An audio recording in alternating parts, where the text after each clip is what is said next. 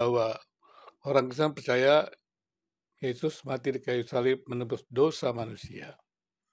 Dan kemudian mengatakan bahwa yang menyalibkan adalah iblis dan juga orang-orang Romawi. Dan dikatakan apakah iblis berjasa, orang Romawi berjasa. Kemudian apakah mereka masuk surga atau tidak. Di sini jelas bahwa ada kesalahan berlogika dari Doditan. Memang kemampuan dia berlogika sangat minim, tetapi dia selalu berusaha mencari untung, ya menjelek-jelekan Kristen, atau memanfaatkan agama untuk kepentingan ekonomi, atau untuk kepentingan-kepentingan lain. Maka kalau melihat dari kata-kata ini, ada indikasi bahwa Donitan bisa terkena pasal penodaan agama atau penistaan agama. Mengapa saya katakan dia bisa terkena pasal penistaan agama dan bisa teman-teman juga memperhatikannya, mengamatinya. Bahwa dia mengatakan bahwa dia pernah menjadi Kristen. Dan kalau dia pernah menjadi Kristen dan kemudian dia meninggalkan iman Kristen, apakah bisa dikatakan dia menjelaskan tentang Kristen? Karena dia tidak percaya kepada Kristen. Kemudian dia juga menjelaskan bahwa dia telah memindahkan banyak orang Kristen menjadi mualaf seperti dia. Memang belum terbukti jumlahnya berapa. Memang perlu diselidiki, teman-teman perlu teliti juga kehidupan Doditan dan berapa banyak orang-orang Kristen yang sudah pindah menjadi Muslim karena cara-cara dia, atau dia sengaja membuat tipuan-tipuan untuk dia mendapatkan uang, mendapatkan popularitas. Jadi ini juga termasuk dalam kelompok penistaan agama.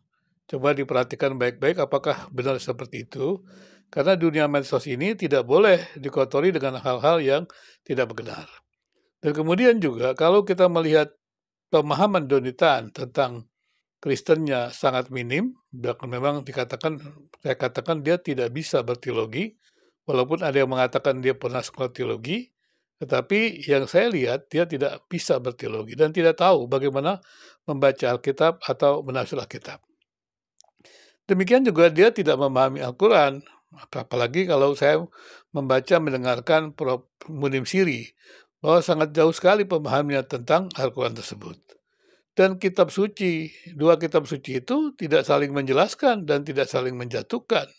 Ya, jadi tidak ada hal-hal yang demikian. Memang kalau kita melihat sejarah daripada agama-agama, kehadiran dari agama-agama yang membawa kebaikan-kebaikan itu, maka kita harus menghormati setiap agama yang memiliki kitab suci, bahwa berarti mereka juga memiliki wahyu Tuhan atau juga pengetahuan tentang Tuhan.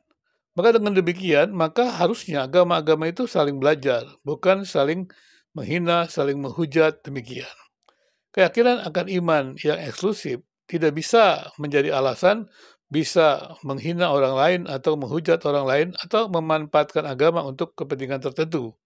Apalagi di negara Indonesia yang memposisikan agama pada tempat yang terhormat.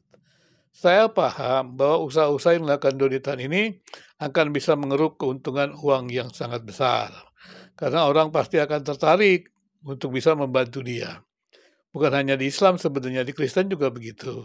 Banyak orang-orang yang mengatakan menjalankan misi, menjalankan penginjilan untuk mendapatkan dana. Dan padahal dia sendiri tidak bekerja atau tidak mengusahakan. Dan ini kan yang menimbulkan persoalan-persoalan. Padahal ya, harusnya kan kalau memang orang mau memberitakan Injil ya dia bekerja keras, bukan dia mendapatkan sesuatu dengan cara membohongi atau menjual program-program yang tidak jelas. Nah, kalau saya melihat Donitan ini, dia sebenarnya menjual program-program dia sendiri dan mungkin juga akibat dengan medsos itu, jualannya itu dia bisa diperkaya dengan banyak hal. Dan banyak orang memang memanfaatkan agama untuk kepentingan ekonomi. Dan di negara Indonesia yang memposisikan agama pada tempat yang terhormat, menurut saya demikian dunia medsos perlu diselidiki dan karena ini sudah tergolong kepada penistaan agama. Dan menurut saya mesti dikejar terus ya supaya orang-orang seperti Don Ditan ini tidak terus mengotori medsos ya. Sebenarnya saya sudah memberitahu dalam video-video secara halus bahwa bagaimana mungkin seorang yang tidak lagi beriman kepada Kristus, kemudian dia menjelaskan tentang Kristus dengan kata-kata yang tidak tepat, seperti itu. Kemudian juga bagaimana mungkin seorang yang tidak ahli dalam teologi Islam kemudian merasa diri menjadi ahli teologi Islam. Karena itu menurut saya Kementerian Agama mesti memberikan sertifikasi. Sertifikasi terkait dengan para pembicara atau tokoh-tokoh yang mengatakan nama agama. Kalau orang bicara kedokteran, mereka mesti punya sertifikasi untuk menjelaskan tentang hal dokter. Kenapa? Orang bicara agama, semua orang boleh bicara semaunya saja.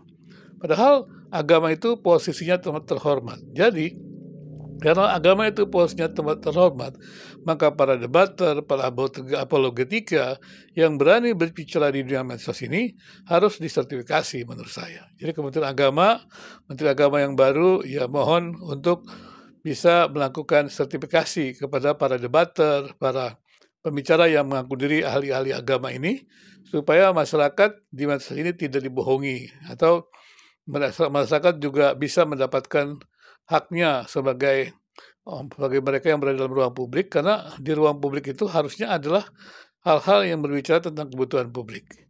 Jadi kembali kepada Don ya menurut saya ya sebaiknya ya jujur saja kalau memang dia yang mendapatkan kepentingan itu ya tapi itu kan tidak baik. Ya berhenti sajalah berbicara tentang hal-hal yang tidak bermutu. Atau kalau memang merasa Anda bermutu ya beritahulah kepada saya sertifikasi Anda dari mana. Yang pertama adalah ketika Anda bicara tentang Kristen, beritahu sama saya ijazah Anda dari sekolah teologi yang mana. Ya, kalau memang benar ada, beritahu kepada saya, Anda belajar di sekolah teologi yang mana, dan saya akan tanya kepada mereka, dan saya akan tanya sampai sejauh mana